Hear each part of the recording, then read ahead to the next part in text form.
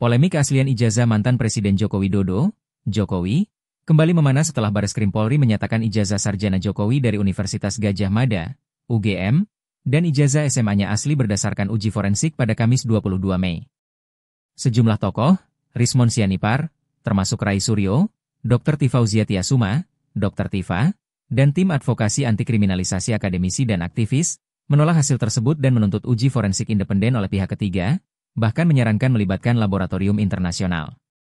Direktur Tindak Pidana Umum Bareskrim Polri, Brigjen Juhandani Raharjopuro, menyatakan bahwa uji forensik dilakukan dengan membandingkan kertas, tinta, dan stempel ijazah Jokowi dengan dokumen seangkatan, melibatkan 39 saksi, termasuk teman kuliah dan pihak UGM. Ijazah asli dan identik. Tidak ada unsur pidana, ujarnya dalam konferensi pers di Jakarta, 22/5. Namun, Bareskrim hanya menampilkan salinan ijazah tanpa mempublikasikan dokumen asli, memicu kecurigaan publik. Tantangan Rismon Sianipar dan Rai Suryo. Pakar telematika Rai Suryo menolak hasil Bareskrim, menyebut uji forensik tidak ilmiah karena tidak transparan.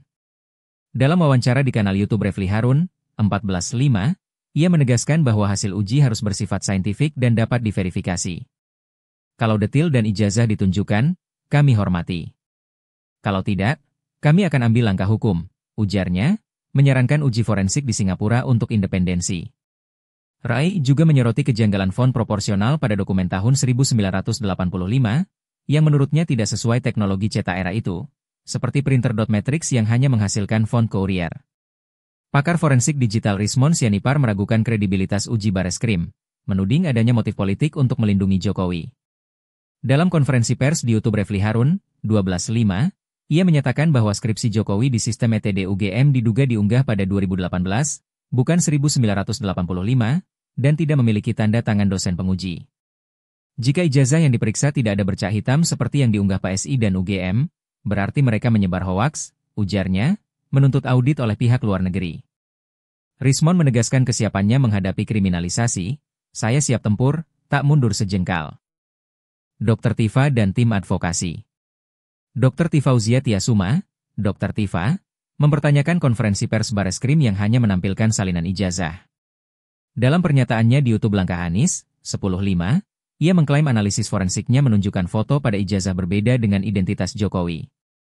Saya tak gentar dikriminalisasi. Kebenaran harus diuji secara independen, tegasnya, mendukung usulan uji forensik di luar negeri. Ahmad Hozinuddin, Koordinator Nolitigasi Tim Advokasi Anti-Kriminalisasi Akademisi dan Aktivis, menyatakan penolakan terhadap uji Bareskrim karena dianggap sepihak dan tidak kredibel. Dalam konferensi pers, 12/5, ia menyebut proses tersebut syarat muatan politik.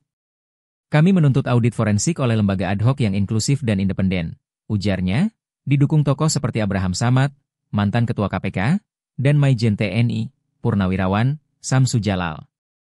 Respons pendukung Jokowi. Kuasa hukum Jokowi, Yakub Hasibuan, menegaskan bahwa ijazah asli telah diserahkan ke Bareskrim pada 9 Mei 2025. Jokowi siap buka dokumen di pengadilan. Tidak ada ruang damai untuk fitnah ini, ujarnya kepada Antara, 20/5. Jokowi sendiri menyatakan kesediaannya menunjukkan ijazah di pengadilan, menyebut tuduhan ini keterlaluan. Komisaris PT Pelni Dede Budiarto menyindir Rai Suryo CS sebagai pecundang yang menolak hasil Bareskrim. Mereka hanya membuat gaduh, katanya kepada Fajar Co ID, 14/5. Sementara itu, Ketua Relawan Nusantara Kapriani melaporkan Rai Suryo, Rismon, dan Tifa ke Polda Metro Jaya, 25/4, atas tuduhan penghasutan dan hoaks, dengan nomor laporan LP B27124/2025. Reaksi publik dan tokoh lain. Peneliti politik senior Ikrar Nusa Bakti memuji keberanian Rai Suryo, Rismon, dan Tifa. Dalam podcast Sentana TV, 25, ia menyebut mereka gila berani dan menegaskan bahwa tuduhan mereka bukan karena kekalahan politik di Pilpres 2024, melainkan berdasarkan analisis ilmiah. Pengamat hukum Edi Mulyadi memperingatkan bahwa tanpa uji independen, kepercayaan publik terhadap Polri akan tergerus.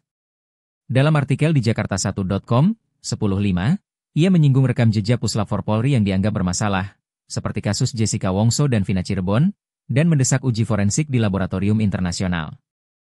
Di platform X, publik terpecah.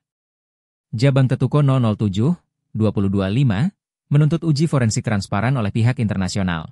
Sementara Sigit Wasito 8, 2025, menyebut Rai Suryo CS terancam hukuman 5 tahun karena menyebar hoaks.